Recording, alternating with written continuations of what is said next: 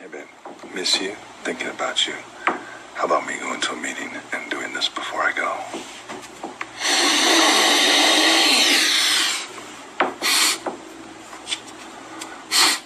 There's those big rains falling, but I miss you. I miss you a lot.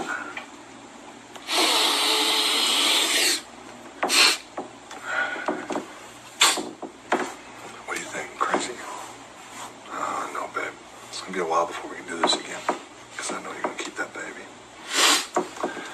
But I think about you when I do it. I think about how much I miss you, how high we got together, how much fun it was. So much fun. The last little bit before I go to my meeting. Is that fucked up, babe? You think? I think not. I wish I was looking this off your pussy. It's gonna be a while before we can do this again. Because I know you're gonna keep that baby. But I think about you when I do it. I think about how much I miss you, how high we got together, how much fun it was. So much fun. The last little bit before I go to my meeting.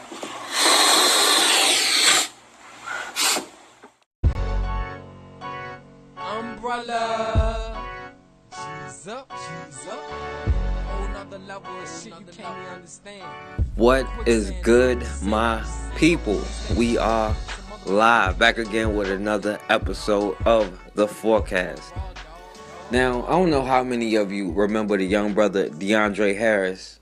He was the young brother who was out there in Charlottesville during the protests that got beat up by all those white people that had poles and all kind of weapons, just hitting them with it. Now, let's go back and see what happened to this young brother during the protests in Charlottesville.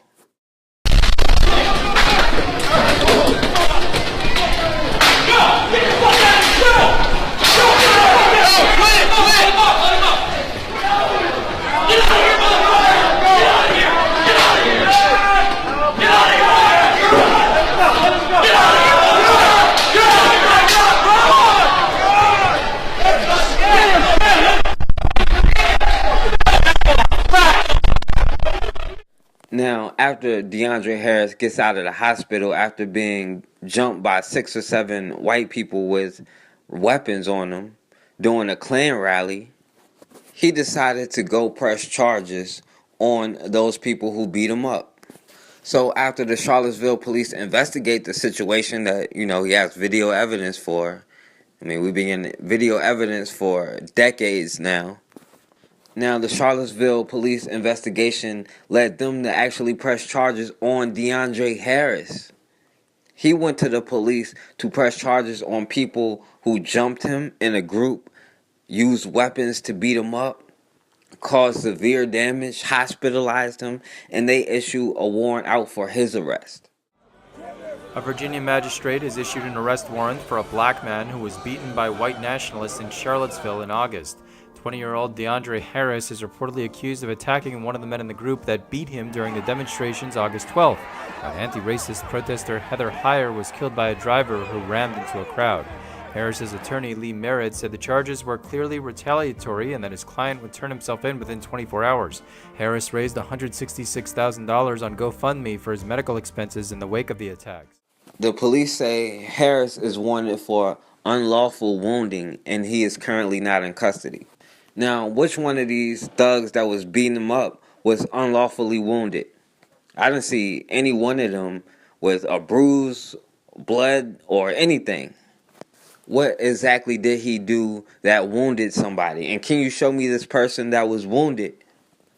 Now, the Charlottesville police still haven't even arrested all of the people who was hitting them with poles on this video, but they issue a warrant out for his arrest. Now, this shouldn't be a surprise to anyone because it's nothing new. The surprise is that they actually charged any white people. That's the surprise here. Not that the black person got charged for getting beat up. In their eyes, no matter what happens, we deserve what we get. We deserve to get beat up by the cops. We deserve to get killed. You can't ask these people for nothing. They don't play fair. You try to do it by their rules. They don't even stick to their own rules. And a lot of those people didn't have anything to say when it came to that man killing that woman out there during the protest, driving a car through a crowd. They didn't have anything to say. But now this story comes up. Now they say, well, it's a good reason for them to jump this kid out there. Now they can say this kid deserved what he got because he started it. Don't start shit, won't be shit. So Deandre Harris, who was the young man, 20 years old, who became the face of the Charlottesville Nazi protest, is got a warrant out for his arrest. His attorney said he was going to turn himself in 24 hours. I don't know that time limit has been served yet because I didn't see any updates today because that press release was issued yesterday. But the video footage that we all were pointing to early on showed that he was the instigator. He was walking with Antifa, he assaulted a guy with a bat, and then a fight broke out, and then he fell down, bumped his head. We all saw that. And then, of course, the beat down in the parking garage, which made it look like, because that's how the media portrayed it, that this poor black kid was beaten down by white supremacists at a rally. No, they were retaliating from having been hit by a bat by a bunch of Antifa people. And a lot of those people that were marching in that little Jews will not replace us were not white supremacists. They were Vanguard, which are communists, which also have people of color in their ranks because they're commies. They're not Nazis. So it'll be interesting to see how this thing whole pans out. Of course, there's already backlash where institutionalized racism articles are being shared. UVA is spreading all kinds of jargon about flooding the Commonwealth's attorney's office to not pursue the charges against him, even though he is clearly shown assaulting someone with a bat. It's called an unlawful wounding as the formal charges that they're bringing out. Mind you, they don't really show any evidence. I don't think they really have any evidence. But we're just supposed to take their word for it. In their minds, they are obsessed with being the good guys. But the only way they could be the good guys is if you are the bad guy. America being the Christian nation that it's supposed to be, how could they sleep at night knowing that they unjustly got all of this shit off blood, off murder, off of some of the worst crimes in history that still continue to this day? But if they can rationalize in their mind, oh, this dude is just a criminal, so he deserved it. If you're a Muslim, then you're just a terrorist, and it's okay if we take your land and kill your people. That's why we see all these white terrorist groups out here active in the streets. But the FBI is more worried about people who identify as black. Now, this is nothing new. They have always identified our people as terrorists. This isn't a new war. This isn't something that's just happening. We've been in the war for hundreds of years. The FBI have always been against us. They just give it different names. This is nothing new. And at this point, they're saying, well, we let you complain for a little while. Now we're tired of hearing that shit. And that we are being a little bit too ungrateful and we better stay in our place. Now, the problem is we have to find a way to have more urgency than they have. They are in a dominant position, and they have more urgency than us. And the FBI is right. The biggest threat to the white dominant society is black people. But we have to be there to protect this kid. We have to be there to protect people like Colin Kaepernick, have his back, make sure he never goes broke again. And instead of being divided on our beliefs and how we think we should do things, we should be united on the fact that we don't want them killing our kids no more. We don't want them killing any of us no more. And we should have people like all of the state attorneys that look out for our causes. We should have their backs and make sure that they get treated fairly. We should definitely be looking out for the judges that we have that don't let it be all white juries and give fair hearings. And when some racist stuff comes to the court, be there to shoot it down. And the thing is, I can't say now they're attacking our kids because since the 1600s, when haven't they been attacking our children? When haven't they been attacking our communities? And as much as they want us to forget our past, we have to remember that even here in America, our people have been united, have been on the same page, have fought for the same things, have been successful. And it's time for our generation to play our part. And we have to learn how to protect ourselves. That is the most important thing. Learn to protect ourselves, learn to protect our children, learn to protect whatever we build. And we need to build a nation. We don't have any choice but to do it right away. And that's why I'm glad Donald Trump was elected, not Hillary Clinton. Maybe if Hillary Clinton was elected, a lot of people would still be okay with what was going on, because it's with a smile on your face. Now that they bring it all out in your face, you ain't got no choice but to react, but to respond, but to build a nation to protect yourselves, because they are coming after you. And guess what? People will always come after you. A leaked FBI report is sparking anger after the agency expressed concern over what it branded black identity extremists. The report claims they're causing an increase in violence against law enforcement officials. But activists insist it's just another attempt by authorities to strip the black community of its right to protest. Now, the controversial report comes in the wake of widespread protests by Black Lives Matter activists in St. Louis and the state of Missouri. They came out last month after the acquittal of a white officer implicated in the killing of a black motorist back in 2011. Now, police arrested over 300 protesters over the course of 18 days in September and October, but officers were accused of using violent tactics against the demonstrators.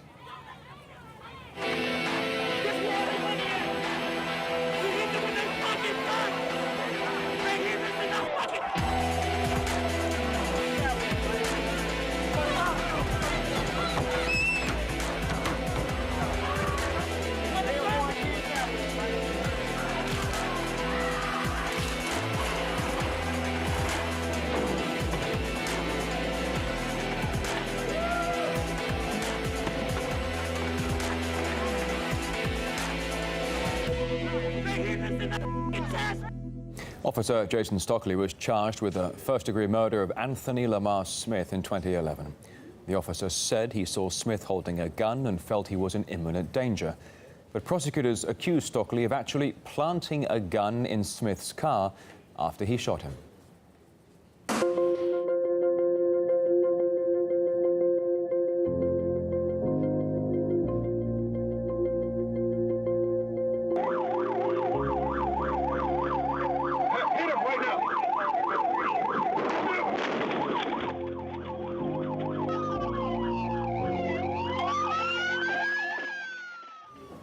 Protesters have come out ever since Stockley was acquitted.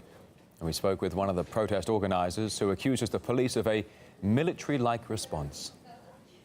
What we are seeing from the police force is a very militarized reaction.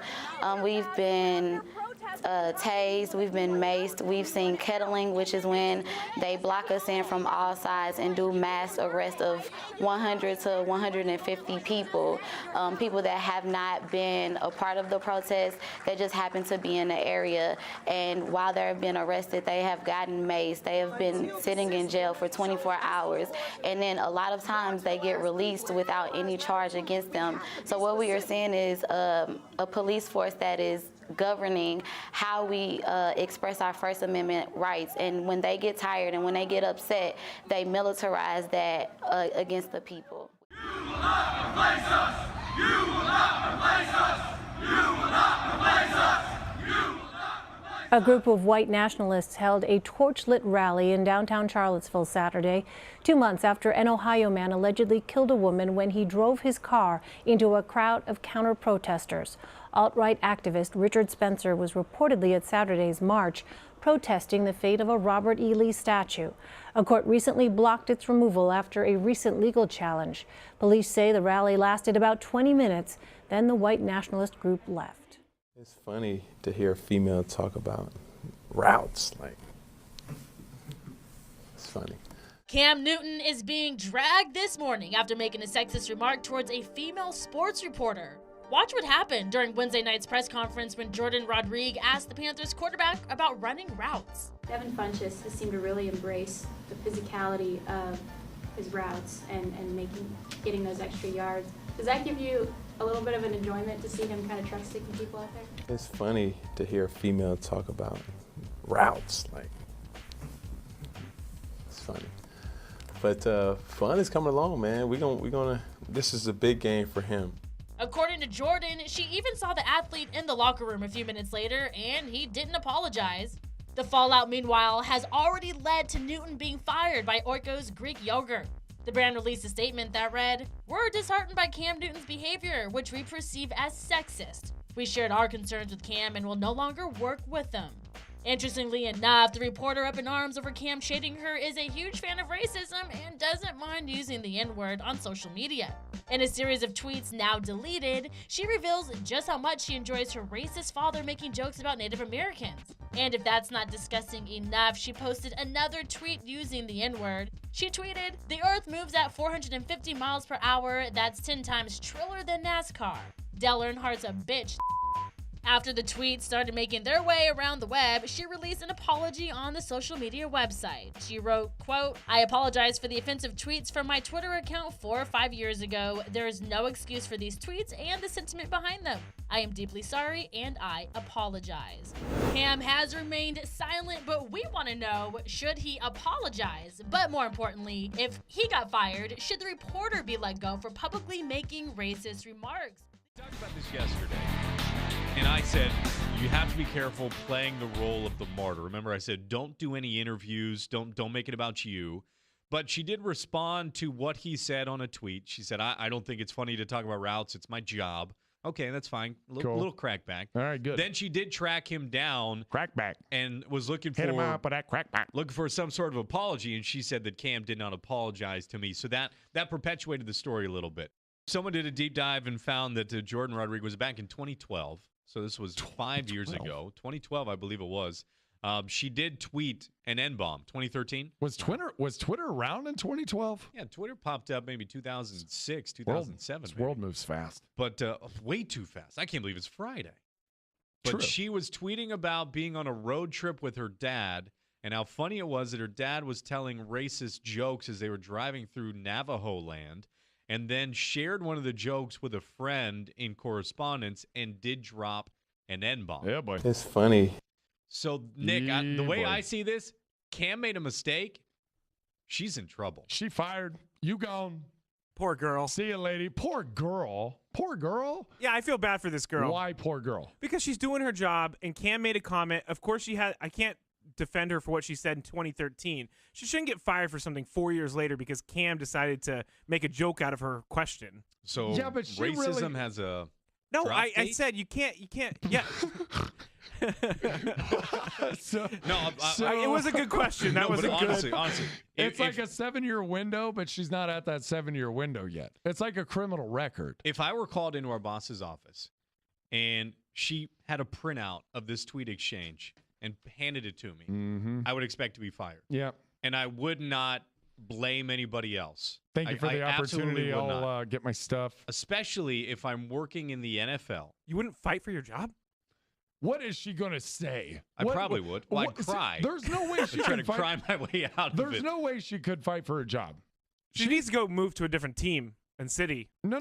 Well, or Charlotte Observer has to move her to another beat because I thought Matt brought up a good point off air. She'll be great covering businesses. Is there a lawsuit there if they just fire her from this?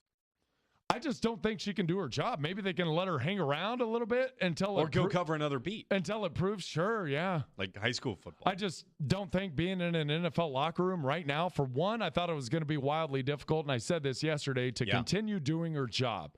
She put their boy on blast. Cam is their guy. Right. I don't care what. Cam brought it on himself initially. Sure, he brought it on himself, and he apologized. We'll get to the apology here in a moment. But I'd like to play this. Yeah, good. Yeah, we'll get to that in a moment. But she put him on blast, and he did it to himself. But then she continued to stoke that fire and continued to double down on Twitter. No, he didn't apologize to me. Don't listen to what the team's saying. Don't listen to what. Okay, so she did say that too. She kept going. Oh boy. No, she didn't. She basically said, I tracked him down after the press conference as he was leaving the locker room, and he did not apologize. Why are you tracking anybody down for an apology? She's Again, like, that's weird. I am so mad. And then she goes on the whole thing on behalf of the women who stand with me and beside me, trying to do our jobs as reporters. She did that whole, like you said yesterday, the martyr role. Yes. She took the martyr role. So regardless of if anything came out from 2012, I still thought it was going to be difficult for her to go back in there, and she was going to have to start anew, but start from below ground zero. She's at a deficit now in that locker room, building the relationships that are so crucial to her. And then you come in to an 80% black locker room, and you've got the N-bomb on your Twitter account 3 times. 3 times. And I don't care when it was from. That's enough ammunition to go, lady, please. Controversy tonight, and an Eyewitness News exclusive. It's over a worker's hair. A young employee at a Banana Republic store in Westchester County braiding her hair, and she says that got her into trouble for violating a store's dress code that she didn't know existed. She took her case to social media, and tonight she's speaking exclusively to Eyewitness News reporter Rob Nelson. 19-year-old Destiny Tompkins has worked at this Banana Republic store at the Westchester Mall in White Plains for just about a month. She was called into a meeting with her manager on Wednesday, caught completely off guard by what happened next. He was like, yeah, so the district manager came in. She pointed out something about your hair. And I'm like, okay, so what's wrong with my hair? He said, it's a little too urban and unkempt for our look and for our image. We were just wondering, like, if you could just take them out. Destiny, who works to pay her way through school, says she could not believe it was her hairstyle coming under attack by her 30-something white male manager. She says she tried to explain to him that many black women choose this style to protect their hair from colder weather, but that did nothing to persuade him. When I heard that, I was just like, you know, it's okay, because I was looking for a new job anyway, so I might just quit soon. He was like, oh, you can quit today if you want. This Harlem native and aspiring filmmaker vented her anger on Facebook, generating plenty of reaction. She says she wants this manager to apologize, to be disciplined, and most importantly, to truly understand why she was offended by his comments about the braids she had just put in about a week ago. It's basically like you're just telling me I'm too black to work here, and you have a problem with the way I present myself as a black woman. Banana Republic did release a statement today saying it is investigating the incident. Quote, we are committed to upholding an inclusive environment where our customers and our employees feel respected. Meantime, Destiny says she will soon quit the job and that she and her family are considering legal action. They believe this is clear-cut discrimination. I felt so overwhelmed and confused, and I just felt like so powerless within that moment.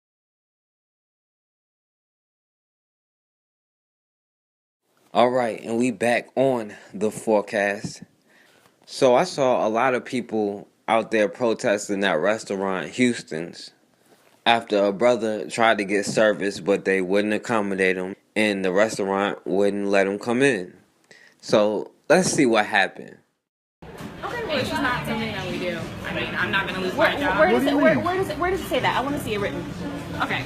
A, it's not recorded, but you need my consent to What do that. No, we don't. Yes, About? you do. I need to see it written. If you guys don't go. You are refusing us seating in an establishment. Because it's not something that we do company-wide. Okay, well, I want to be sat with people You can who call are. any other Houstons in the area, and they'll do the exact same I'm thing. taking my woman out to eat and my 2 Show friends. me on paperwork, please. We So- don't accommodate parties larger than 6. I'm not asking you to accommodate a party larger than I'm gonna 6. ask you guys to leave. I'm asking my Because you're making queen a and my scene. 2 I friends understand that, to but be. it's- Do you're you making accommodate now parties you're- of 4? We do. Okay, so can us 4 please go You eat? guys came in at 7, and I really don't have the time No, to we do did this not. back I and forth came in with by you. myself, I really and don't I'm have taking the my time. queen and my 2 friends So to if you eat. guys, okay, and I understand that. And if you all come back and it's just 4 of you, that's fine. But it's not like we I know want that you're to party see set. it written And I'm on gonna ask you paper. to step back. I'm gonna ask you to show it to me on paper. What is your problem? 4 people are asking to be seated. I'm asking to be sat. You're denying us seating. We understand. So seat me, please. I'm asking to be We're not sat. denying your seating. We're just asking that if you could just bring it down. I'm asking to be treated like any other party. But we've before been doing that's that. We're being walking the floor. So that's not disrespectful. happening. I'm being disrespectful. You're talking. You're yelling and putting your hands. I am. So show me on paperwork. Show me on paperwork. Where's that? I the don't rule? have to do that. No. Well, I don't have to not be sat as a party of 4. So Okay, show me on you're more than paperwork. welcome Where's to that hang out in the lobby as long as Show you me on like. paperwork. Where's the rule? You're more than happy to, stand. Sir, I want to be sat as a Can party we of act 4. like civilized people here? Please. Okay. Can we act like civilized people here? Can I be sat as a party of 4? We're asking to be sat as a party of 4. They're saying we know you came in at 7. How are you going to tell us our relationship with those people? We're not asking you to split us up. Stop doing the little redirect spin narrative you do. Listen to the English. Us four people are listening. No, you're being disrespectful. You disrespected us, sweetheart. You disrespected us when we walked in here. Sir, I'm so sorry. No what I'm asking is that four people are asking to be seated.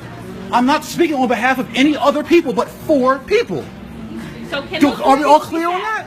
I mean, I know that. so we're just, at this point, we're just, the relationship has been too aggressive.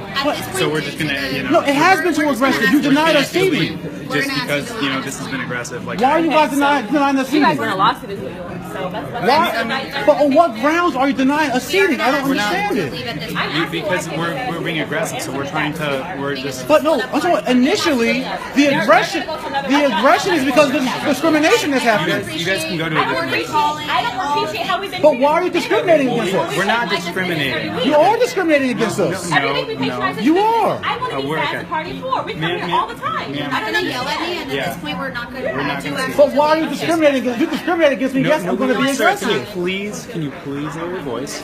We're just going to deny service right now. The relationship has been too aggressive. We're going to deny service. Because we've been denied service from the jump. We should have been denied service from the You denied us service from the very beginning. This is the problem. Right. That's why it escalated. So I can't speak up for myself? At this point, the conversation is over, and I do apologize, but we are going to...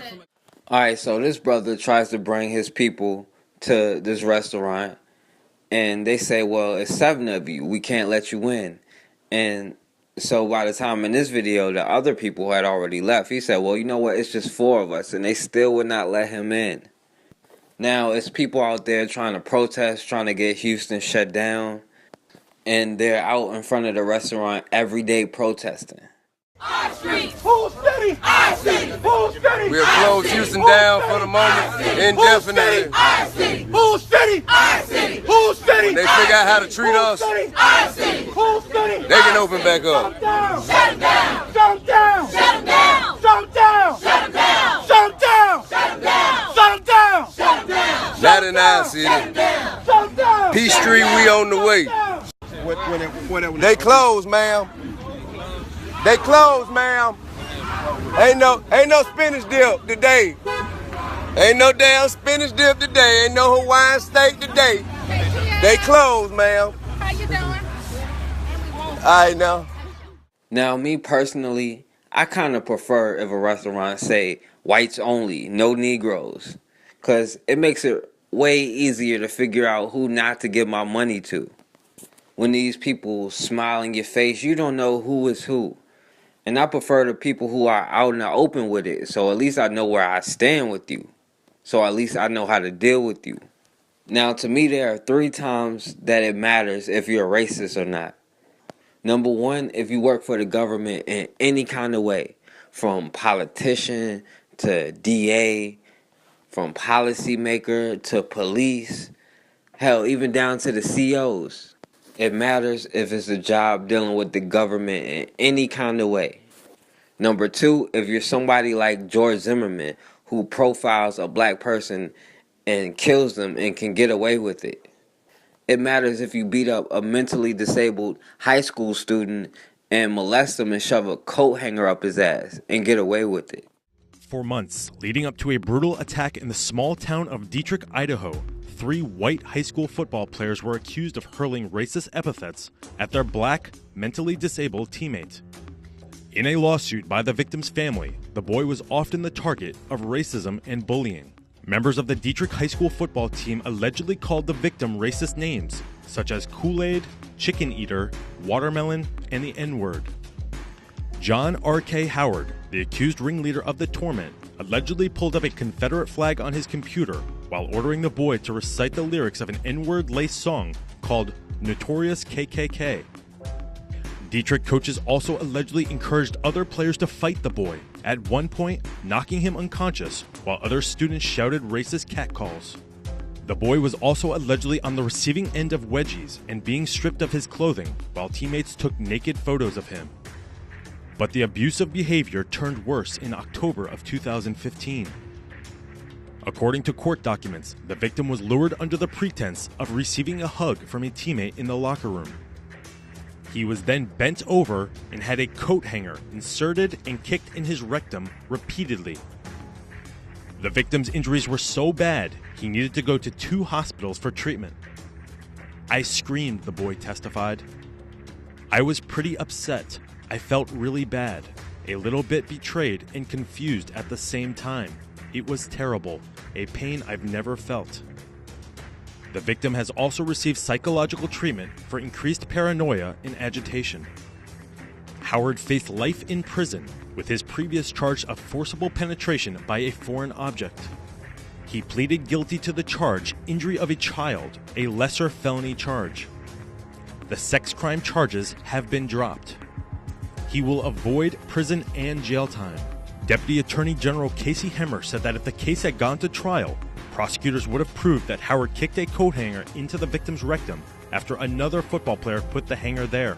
It was egregious behavior. It caused the victim a lot of suffering, but it is not, in my view, a sex crime, Hemmer said. We don't believe it's appropriate for Mr. Howard to suffer the consequences of a sex offender. Howard will serve 2 to 3 years of probation and up to 300 hours of community service. If Howard completes the probation and doesn't commit any more crimes, his conviction will be removed. It matters if you try to hang an 8-year-old little boy. If you try to commit harm on anybody, and especially if you get away with it because of their race, then it matters. And number 3, which doesn't matter as much as the first 2, if you hire somebody for a job or a company. Now, when you look at history, I do understand why it matters if you're racist, if you hire for a company, because when you look at history, our economies were literally attacked and destroyed. They built highways right through our main economy. The streets with the most businesses on them, they just tore them all down and built the highway right through them. Our people have been economically attacked and economically starved out. So yes, I understand how it matters if you're racist, if you hire people. But at the same time, if I start a company and want to hire all black people, not because I hate white people, but because I know my people need it the most, I should be able to do that. And I certainly don't want to give my money away and give my business to the companies that don't like me or my people, that is okay with the oppression of my people, that benefit off the oppression of my people. And you know what? Back during Jim Crow, these white restaurants, all of these white places said, you know what? We don't want no niggas in here. Your money is no good here. So what did? We built our own. We built our own grocery stores. We built our own restaurants. We built our own everything, and we spent money with each other. And it made us millionaires by accident because we recycled the money within our own community. Because the problem is we think we have a choice. Today we think we have a choice to spend our money within our community or outside of our community. But we never had a choice. And maybe if these companies start saying we're not going to serve you, we'll be able to start creating more of our own businesses. And we'll be able to spend our money within our own communities. And these are things we can start working towards today. These are things we can start doing right now. Like when the Cowboys owner, Jerry Jones, says, if you don't stand up for the anthem, then you're not going to play. You had 2 defensive players raise their fist at the conclusion of the national anthem. Are you okay with that? Yeah, I don't know anything. I don't know about that. But if there's anything that is disrespectful to the flag, then we will not play. You understand? Under no circumstances will we, as an organization or as coaches, players, not support and stand and recognize and honor the flag. Now, if all the black players said, well, I'm not standing up for the national anthem, and he says, well, you're not going to play, the Cowboys wouldn't ever win another game again. And if all of these owners fire the players who do take a knee, who in the hell is going to be playing in the NFL? And all of these white people that say, well, I'm not going to watch the NFL anymore if these players take a knee. Good. Stop giving your money to these white billionaire owners.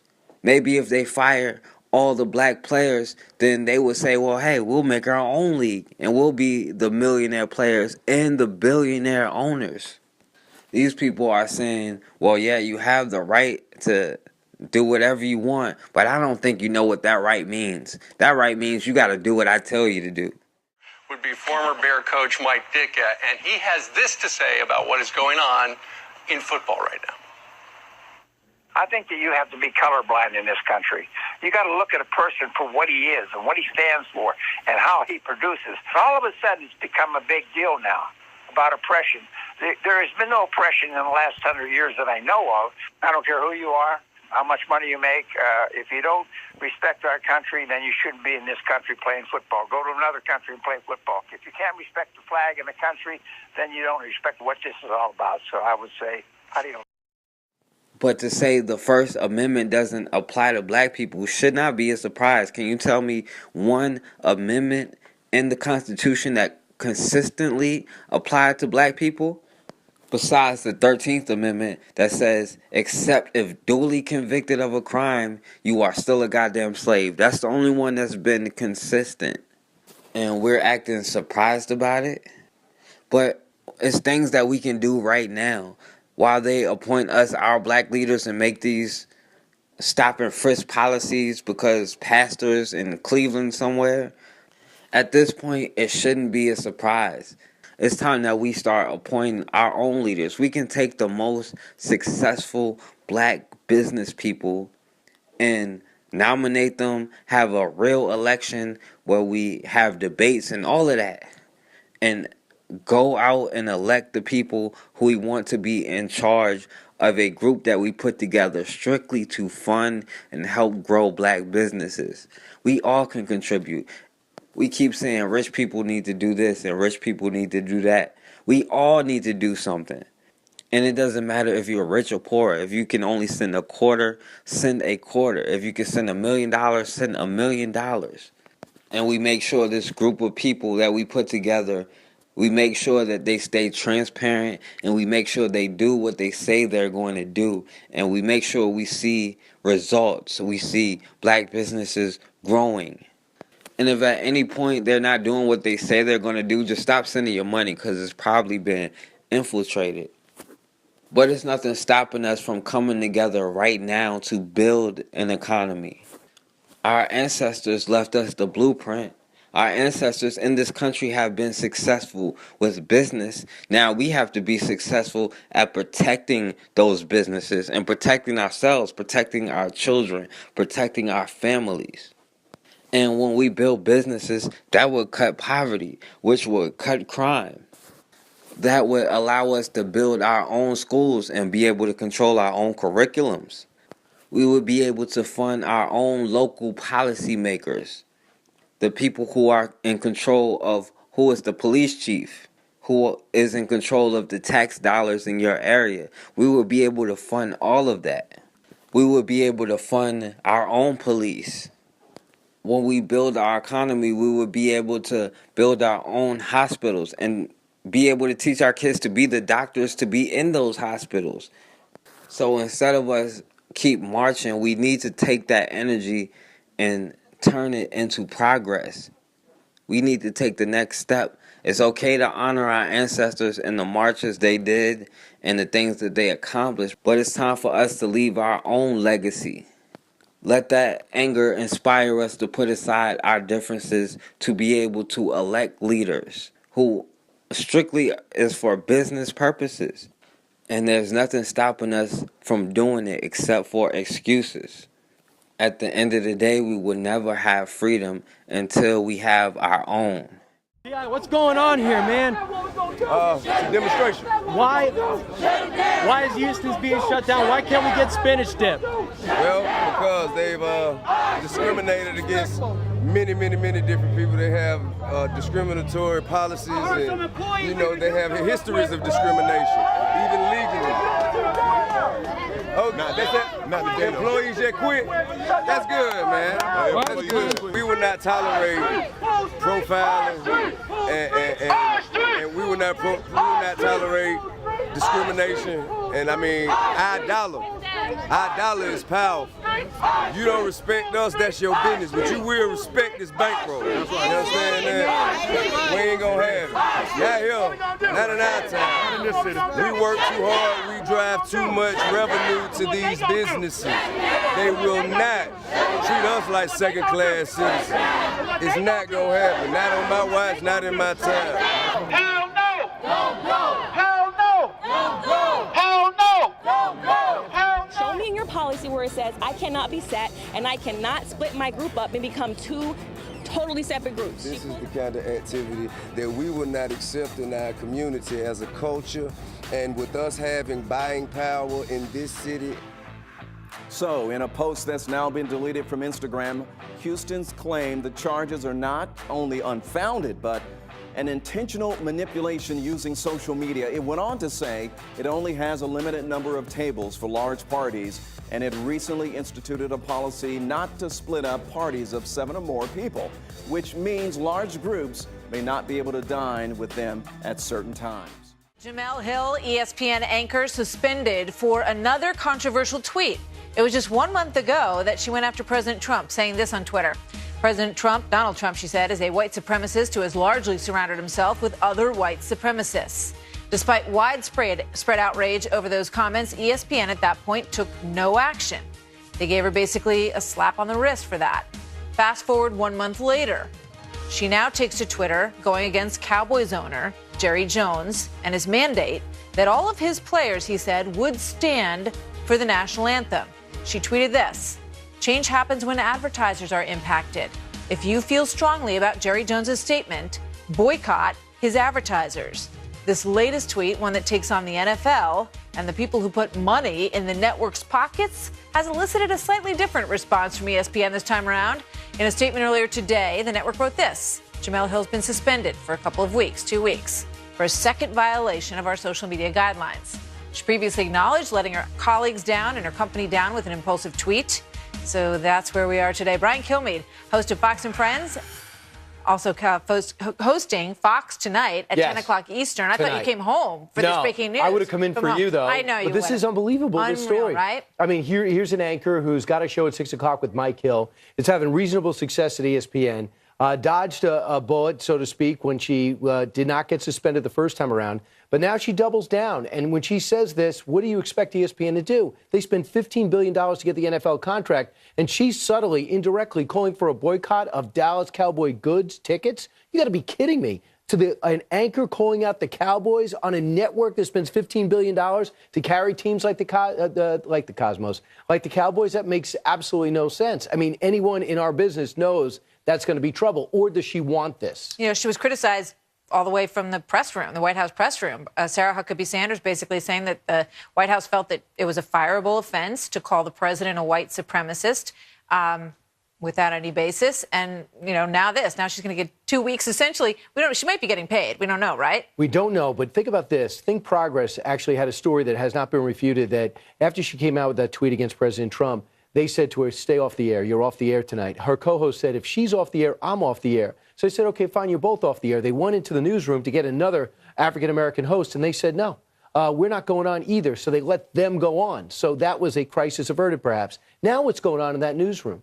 Now what's the backlash outside her? Now Jemele Hill sits back and she says, "Okay, I'm not hosting my show for 2 weeks." And then who's going to? Who's going to step in there right now? And Al Sharpton, I believe her co-host has said that he's not going to do the show while she's gone either. Well, right? That I am not sure about, but I will say this. Al Sharpton has already weighed in with a tweet. Al Sharpton tends to be a rabble-rouser. Here he says ESPN's suspension of Jemele Hill is an outrage and should not, in caps, go unanswered. ESPN and advertisers will hear from us. What a mess.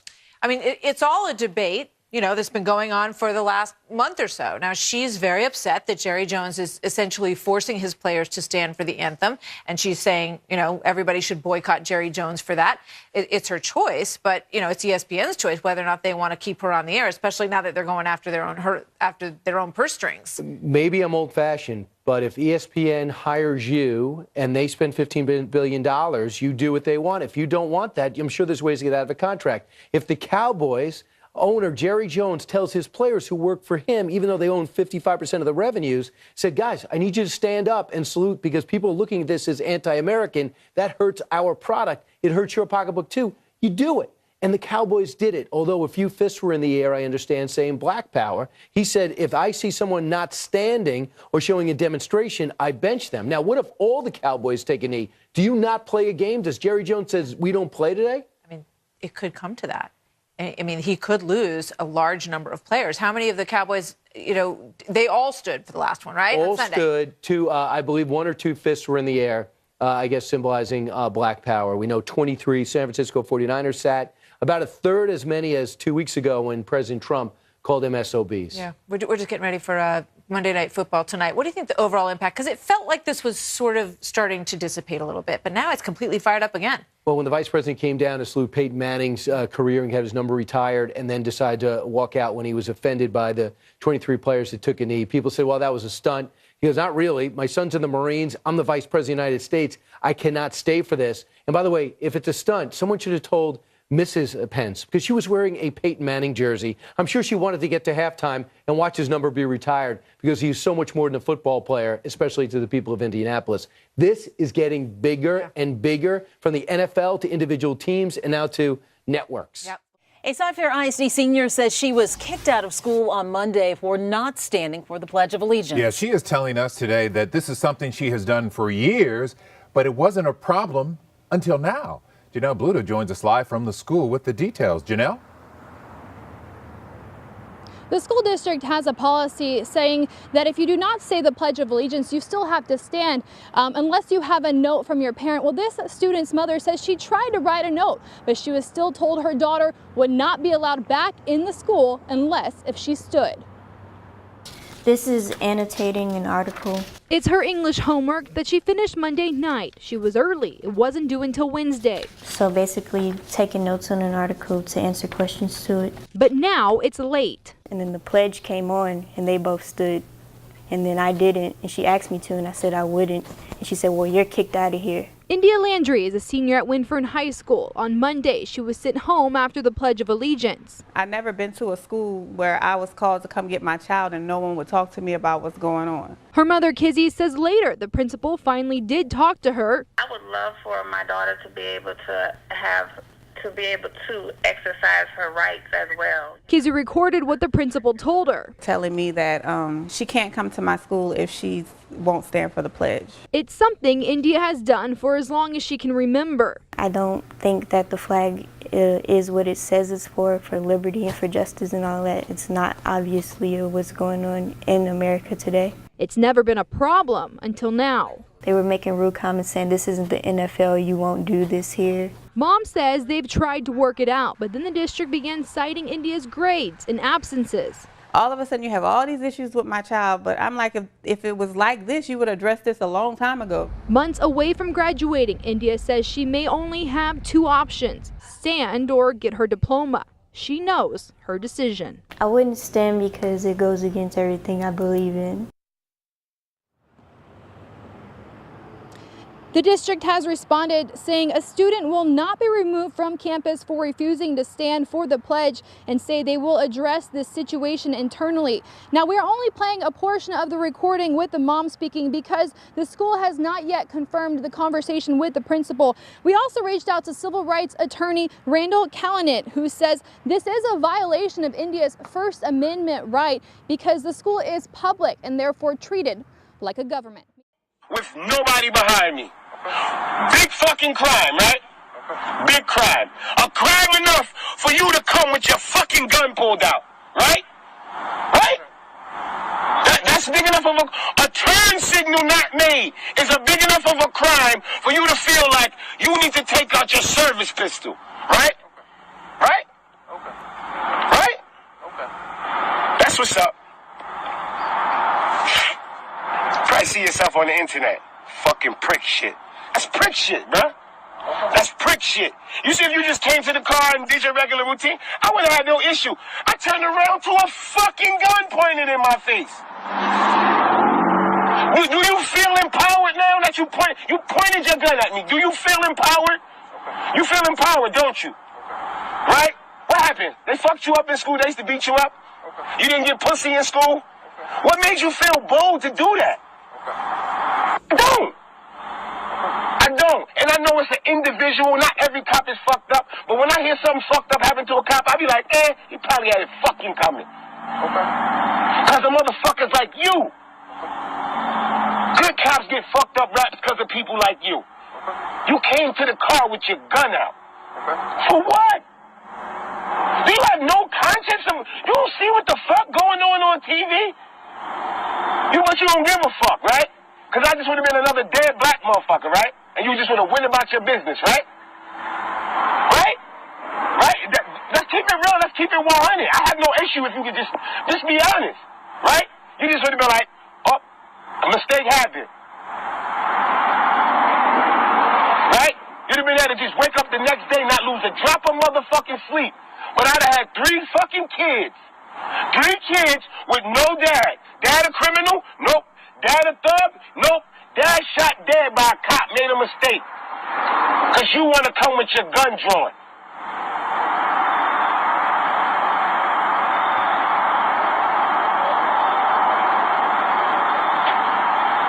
You got kids and a wife. Don't you want to make it to your fucking kids and wife? You picked a dangerous fucking job. And I respect that. I respect your job. But Mom G, you drawing a fucking gun? That's why I lose the respect. The respect is out of the fucking window. You drew a fucking gun on me for a fucking turn signal. There's nothing illegal in this car, about me, but I got a gun drawn on me.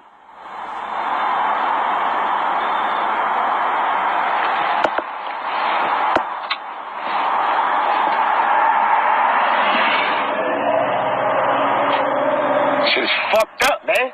I need to think about that. Yeah, I understand it's dangerous and all that. But that comes with your job. It comes with your job. And I'm quite sure there's proper training to where you don't have to draw your gun and you can still be safe.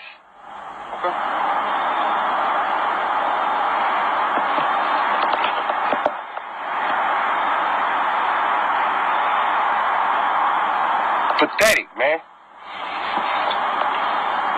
Fucking pathetic.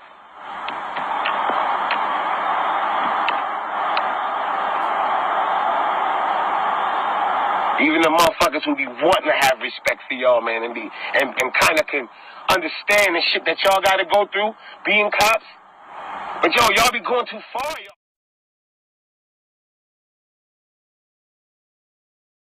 All right, and we back on the forecast. Now, once we realize that we don't have a choice, we've never had a choice.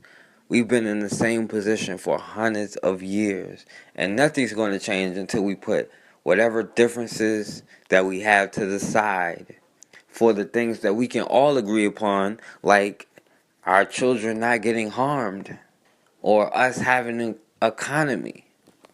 Then these situations like with Deandre Harris is going to continue to happen, and this is nothing new. This has always happened. And the FBI and the American government especially is going to keep finding different ways to recreate the war on black people, find different names for it, until we can find the urgency for freedom that they have had for dominance. Then generation after generation, we will stay in this perpetual cycle of the black experience, especially in America, but throughout the world. Their dominance unites them, and our survival should be uniting us. But as always, man, we have got to start standing for something, or we're going to keep falling for anything.